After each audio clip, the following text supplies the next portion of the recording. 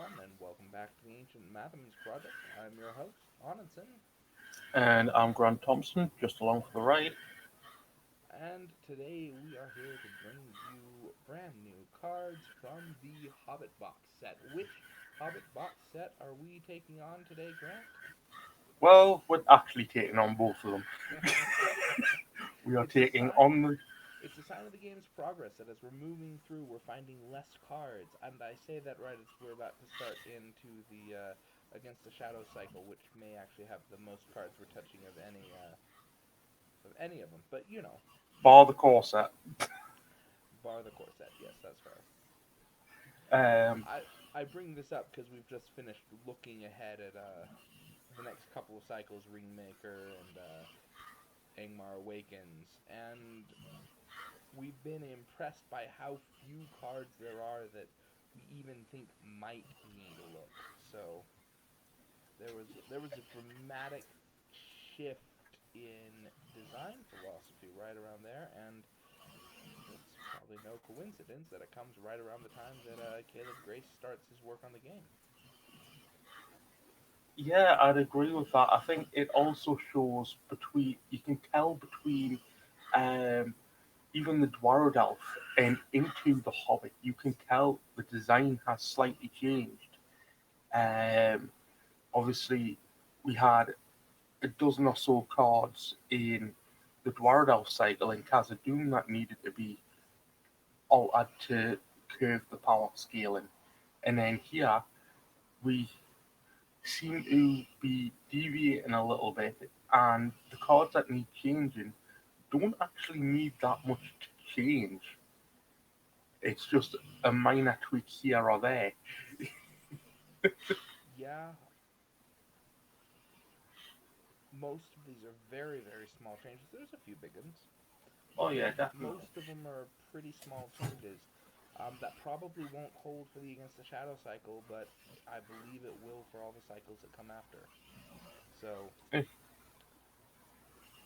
just goes to show how early on in this game's life cycle it started hitting its stride and started figuring out what it wanted to be, and how consistently it's been hitting those notes since then.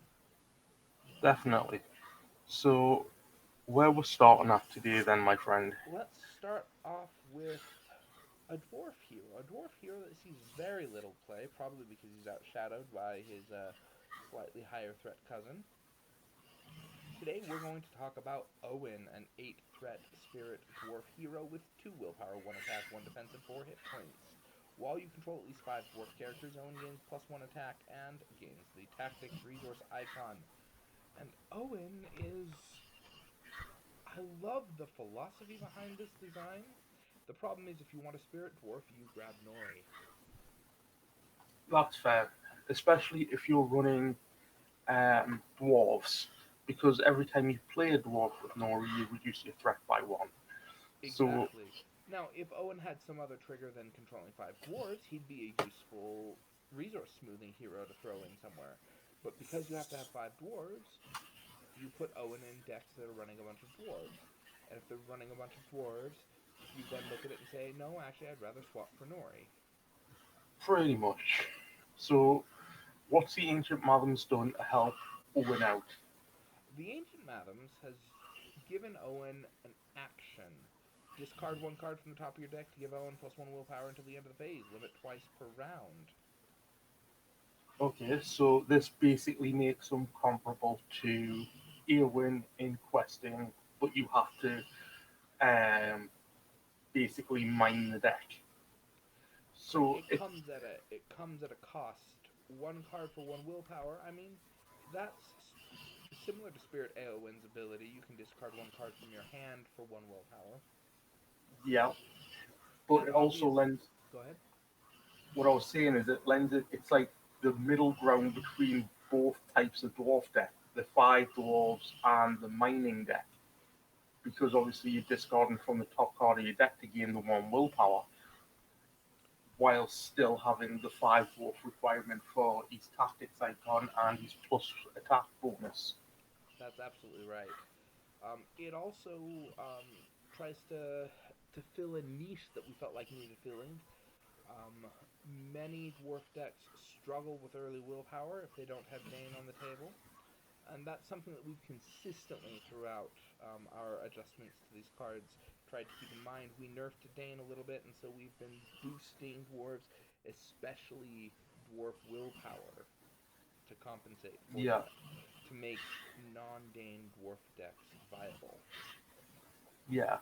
So, what do you think of the changes that were made to Owen? I quite like them. I'm still on the fence about whether that limit should be once per round or twice per round, but we're in the process of play testing it in our progression series, and if we find that twice a round is just a little bit too much, then we'll be coming back to hit these with a retrospective after after we've had some time to play around with them in the pool, and we Okay. can we can make some slight adjustments then. Yeah, I agree.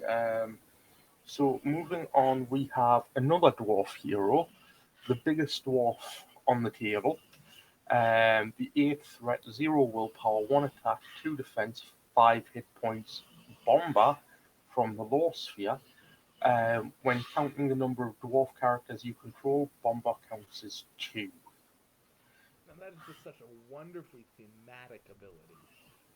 It is. And Bomber kind of reminds me of myself because he loves his food. Um, so yeah, Bomber kind of when he first came out, I loved the idea of Bomber, but he's just so lackluster in for this point of the card pool. There's no real way of boosting him sufficiently enough that you'd say, right, I'm going to use Bomber over say any other hero that can contribute, like Denethor, for example, other than getting an extra basically, unless you're running the five dwarves decks, he's really not spectacular. I mean, we've had some pretty good runs with Bomber, using him in different decks, but boosting his defense with Armor of Erebor, Eowyn, Dory. But other than that, he's just not spectacular as a hero at this point. So, what do you think of Bomber? I think you've hit nails right on the head there. Pretty much his ability says in one specific type of deck, the type of deck that's trying to get to five dwarfs fast, he gets you there one turn faster, Yeah, which is a wonderfully thematic ability and not enough to be worth a hero slot in most cases, unless you, for some reason, are really thematically wanting that.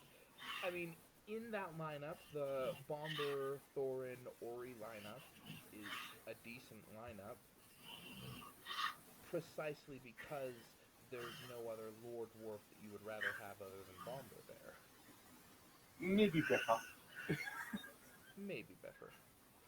So to change Bomber, we've added a response.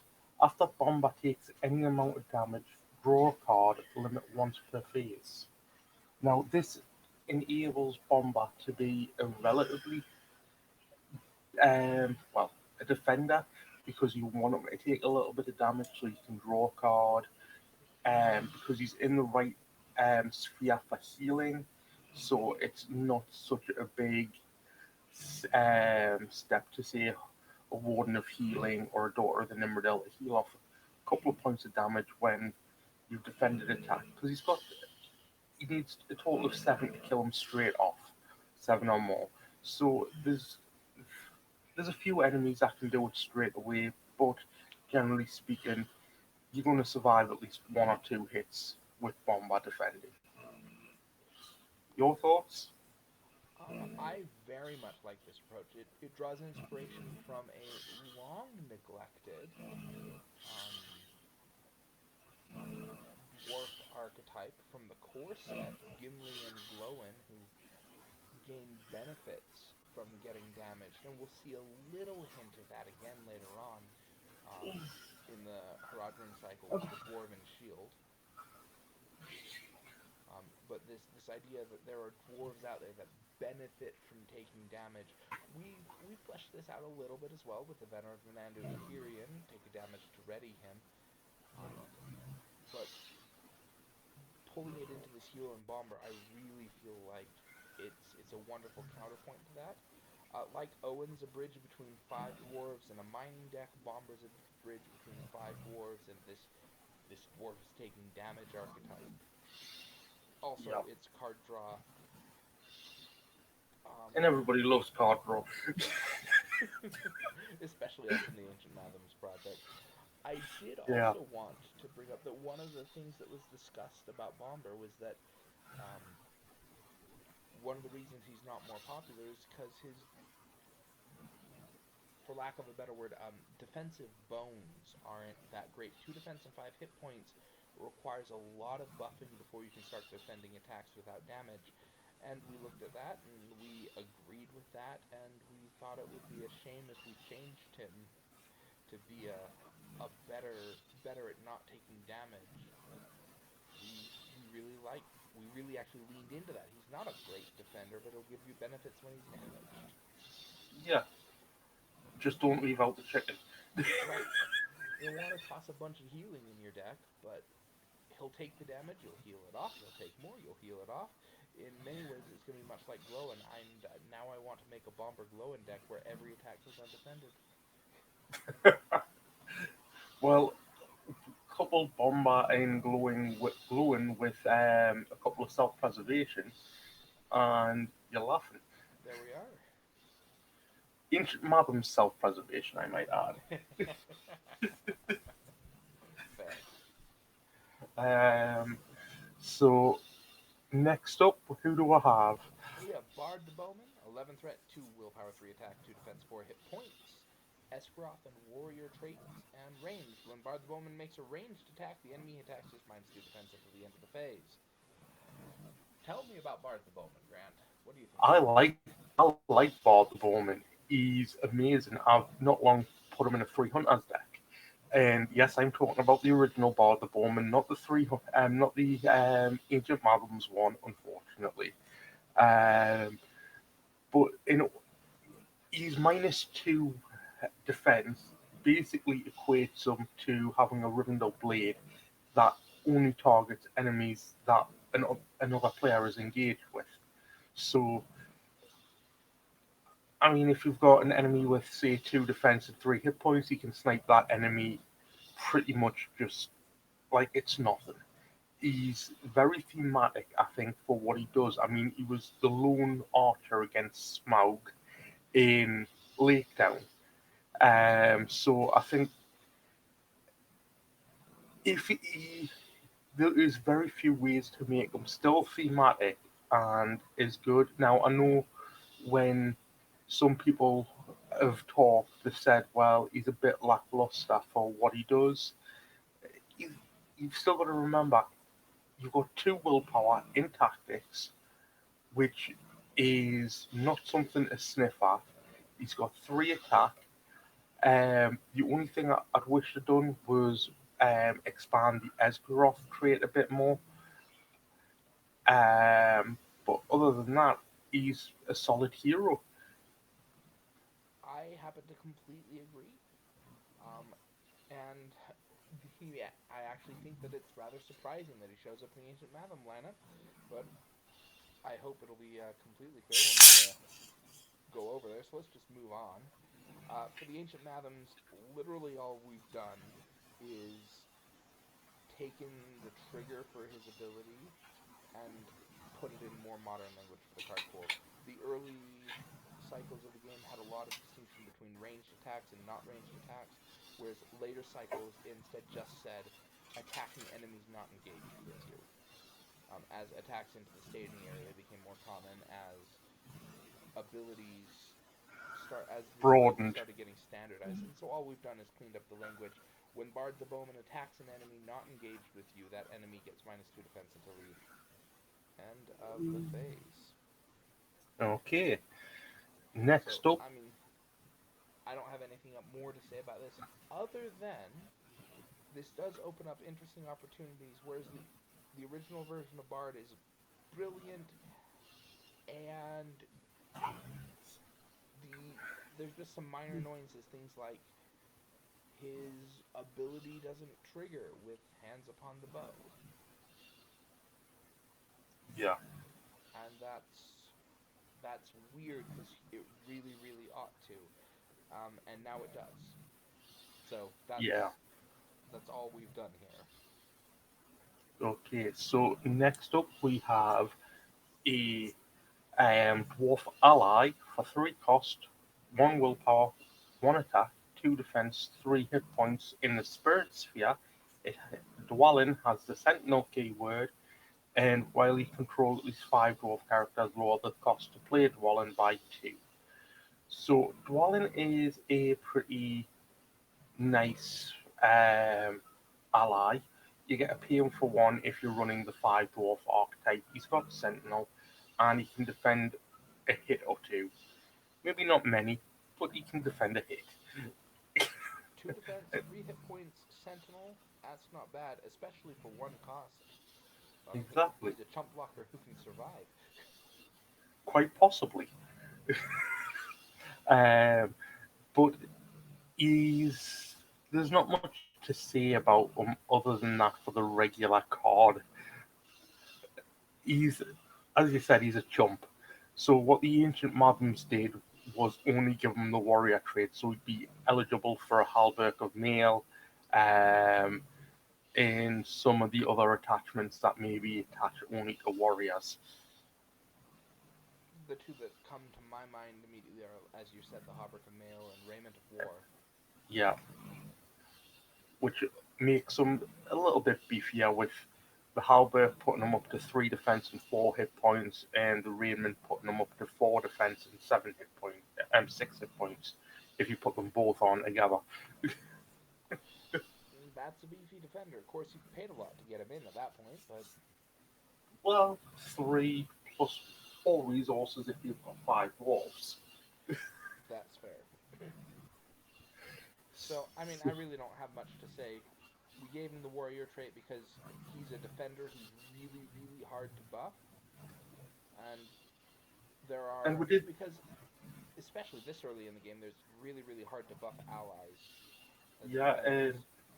and also don't forget we also give his hero counterpart the warrior trait as well, I believe. Correct, and for very similar reasons. Most of the, or at least many of these um, weapons and attachments that boost attack need to be attached to warrior characters. Okay, so what have we got up next, my friend? Next, we have Thror's Map. Attached to a hero. Oh, it looks like I have the original uneroded version in Octagon. Attached to a hero, travel action. Exhaust Thror's map to choose a location in the staging area. Make that location the active location. If there's another active location, determine the staging area. Now, if that was still the case, I'd say it wouldn't need changing. If that was still the case, I would say it needs a nerf. And full disclosure, Thror's Map was on our short list of cards to get nerfed before the errata. Um, so for everybody following along at home, Thror's Map has been errataed. It now says instead of exhaust Thror's Map, it says discard Thror's Map. And so instead of nerfing Thror's Map, we are going to buff it as part of the Ancient Mathoms project. Because while I agree that the errata was needed, it was too powerful for what it did. Um, the way it got errataed It made just it hurt. much harder to actually be worth the cost. So uh, let's talk about the Ancient Mathoms version again. Still attached to a hero. If the attached hero is a dwarf, the attached hero gains +1 willpower. It's always bothered me that Thror's Map wasn't generally useful in a dwarf deck. It's quest-specific tech. That's slightly annoying to me. And we still have it. Discard Thror's Map to choose a location in the staging area. Make that location the active location. So we've kept the designer's errata. We felt it was a good one. But for the cost of one, we've also made it so that while it's attached, the hero gets +1 willpower. As long as it's a dwarf hero. As long as it's a dwarf hero. If it's not a dwarf hero, then whatever. It's super not thematic, and okay, you're gonna pay something a little overpriced to use this card outside of a dwarf deck, and I'm okay with that. Yeah. Okay, so um, during testing, I've actually come to use it without actually triggering the discard. I don't think we've had need to in our testing games so far to actually use its action. So it'll be fun to see if in testing we actually come to need that effect. Well, I mean, we've been testing the Hobbit quests, and so far we haven't had a bunch of locations that had travel effects that we felt were worth canceling. True enough. So next up we have the Great Yew Bow, the two-cost tactics attachment that is attached to a hero with the printed range keyword, and it's restricted. Choose an enemy in the staging area, exhaust Great Yew Bow, and attached hero to make a ranged attack against that enemy declared. Declare attached hero as an attacker. No other attackers can be declared for this attack. Now that's a lot of words. Um, okay, what did you think of the Great Yew Bow, Sam? Um, it's a card I've always wanted to like and never been able to like. I'm in the same boat with you. That two cost and all that wording kind of makes it hard to like. I mean, basically, it turns your hero into Dunhere. Yes, which I do like. Um, but on the other hand, it is very, very hard to find a hero worth turning into Dunhere. And once Yep. you've done it, to find a deck that can keep yourself low enough threat to keep enemies in the staging area worthwhile, and then even more than that, Dunhere becomes good because you can boost his attack up incredibly, and this Great Yew Bow is using up one of your restricted attachments that you would otherwise be using to boost your hero's attack, so it makes it really, really tricky Yeah, to get agreed. working properly. I agree with everything you just said there. I like the fact, as you said, I like doing here. I like attacking the staging area, and there's very few decks that could actually make Great Yew Bow work. And I mean, I like the fact that it triggered. It says make a ranged attack into the staging area rather than just attack into the staging area. It means that it was to go on board. It was designed for board, and it was designed to trigger his effect. But it just didn't work so well because obviously board being 11 threat, and if you're running tactics, you're probably going to be higher in threat. So every enemy is going to be coming down to engage you. There's not really a way to hold them in the staging area at this point in the card pool. So it kind of worked, but it didn't work. So the Ancient Mathoms has decided to change that a bit, and so it's still two cost. Attached to a ranged hero, it's restricted. It's limited one per hero. Attached hero gains +1 attack, +2 if the attached hero has the Dale or Esgaroth trait. Um, and then as a combat action, choose an enemy in the staging area, exhaust Great Yew Bow, an attached hero to declare attached hero as an attacker and resolve its attack against that enemy.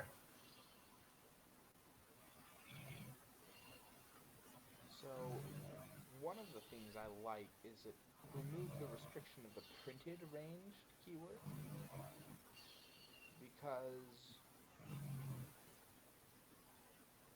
there are so very few ways to give somebody the ranged keyword, Yeah, and we didn't feel like this was a meaningful restriction on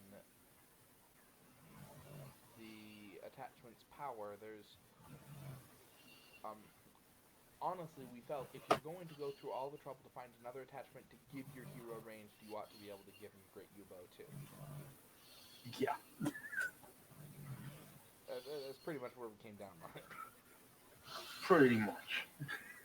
Um, we've cleaned up the wording on the combat action a little bit. At this point in the card pool, it's understood that if you're making an attack against an enemy in the staging area, other characters don't get to participate in it.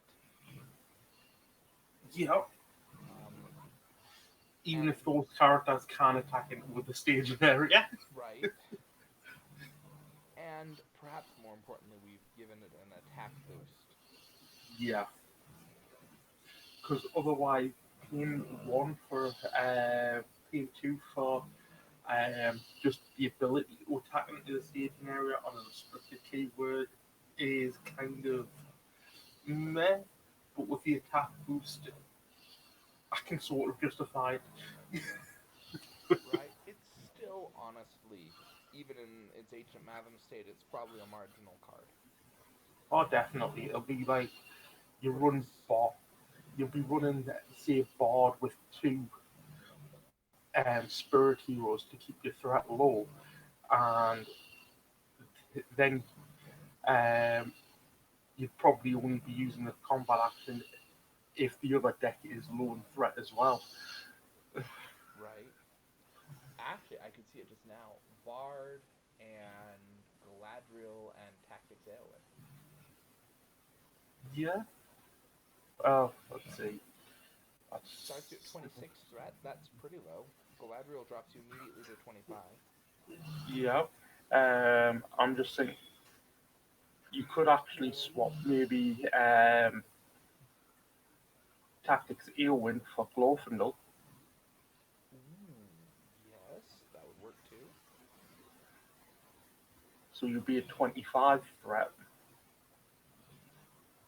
and then have access to like Elrond's councils to keep you low enough, and the Gladrum's Greeting. Basically, run it how I run my Dungeon Duck Shoot deck: two Spirit Heroes and maybe one Tactics. There it is. There is a set of possibilities. But Anyways, it's a we fun card digress. now, even though it's still probably marginal. I think it no longer feels like it's actively working against your deck. Yeah, I mean, there is another way we could go with this if we find that it doesn't necessarily work as well as what we're hoping it will, and that's just to basically make it choose an enemy not engaged with you, exhaust Great Yew Bow, and attach hero to declare them as an attacker. Oh, good heavens. Bas- You mean turn a hero into Haldir? Basically, but it is a restricted slot, so I've got no problems doing that. You just love Haldir. No, I love Dunya. Okay. I've got Dunya love. Haldia is great, but I have Dunya love. Alright. Respect to the horse lords. That's fair. Let's move on to Expecting Mischief. Yeah, so Expecting Mischief is a one cost low event that's played during the quest phase before the staging step. Action: deal 2 damage to the first enemy revealed from the encounter deck this phase. I wanted to like this card.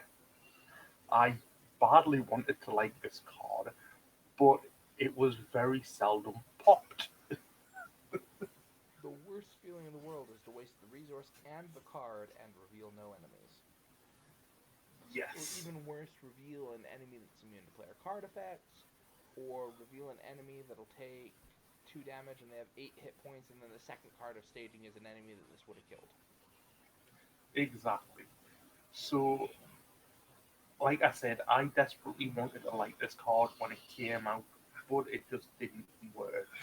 So, the Ancient Mathoms decided just to make it a response. After an enemy is revealed from the encounter deck, deal 2 damage to that enemy.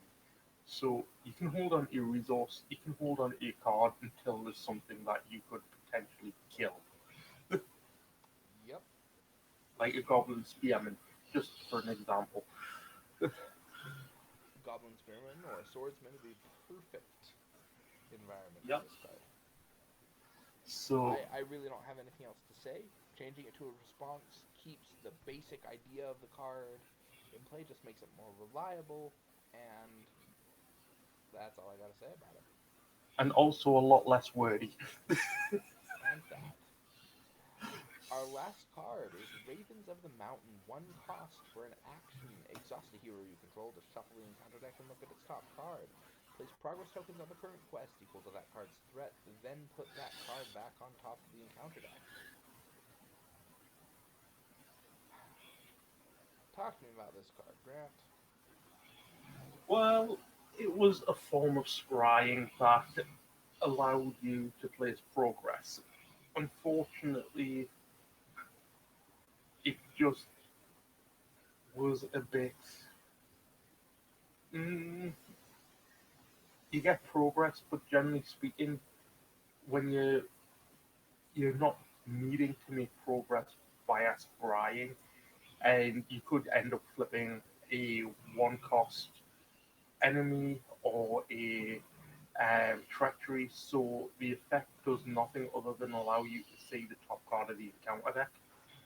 And shuffling the encounter deck means that even if you have other scrying, you can't guarantee that you get a good result. Yeah,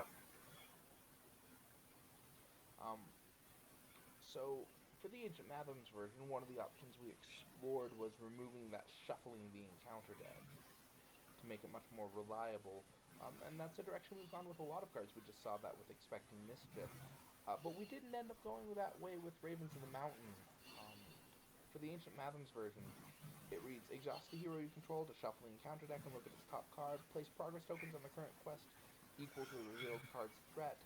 Then you may either discard that card or return it to the top of the encounter deck. What we found with our getting community feedback is that people loved the idea of the Ravens of the Mountain and weren't even that fussed about not being able to combine it with other scrying. It was the fact that if it whiffed, there was nothing you could do about it. Now you're paying one cost to, even if it whiffs, if you reveal a treachery, you have the option to discard a nasty treachery.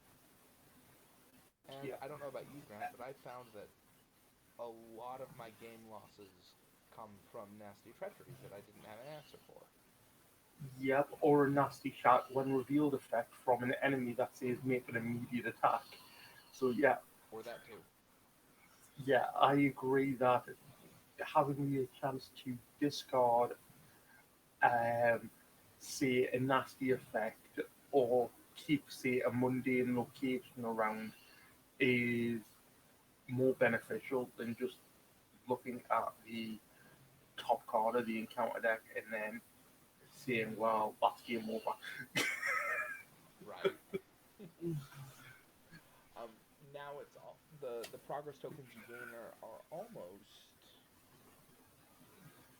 a side benefit. The real benefit is being able to toss a card that you really didn't want to see. Yeah, I'd agree. And I think that's totally worth one cost. One cost and then exhaust a hero. One cost and an exhausted hero.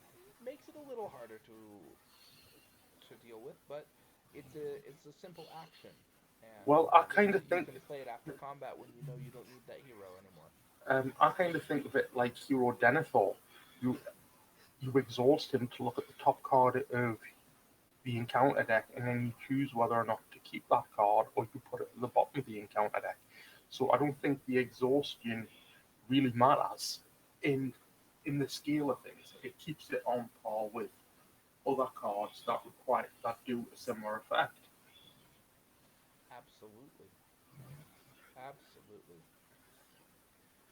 Well, I don't have anything else to say about this card. This is the total set of Ancient Mathom cards from both Hobbit boxes. There are probably some cards that you may be surprised we didn't touch. Um, there are some Late cards that you'd be Adventurer of surprised we didn't touch. and just a few honourable mentions: Late Adventurer and Throw's Key. We did Yep. think about doing them, but we found that with late adventurer, especially with since tactics Bilbo's come out, in leadership Eomer, they are perhaps not as that one's not as needed to um, be reworked. It's got its niche little home, and Throw's Key, well, is Throw's Key. Trorsky is really a useful piece of tech. Yes, And we may have played a game against Assault on Dol Guldur where that card was key to our victory. yeah,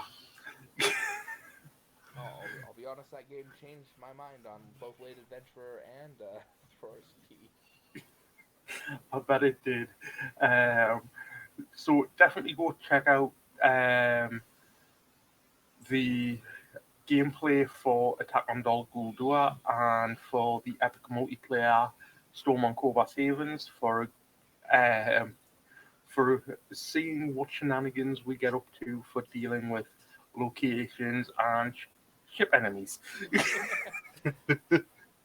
And keep an eye on this space. Our next adventure is going to be taking on the Heirs of Numenor cards.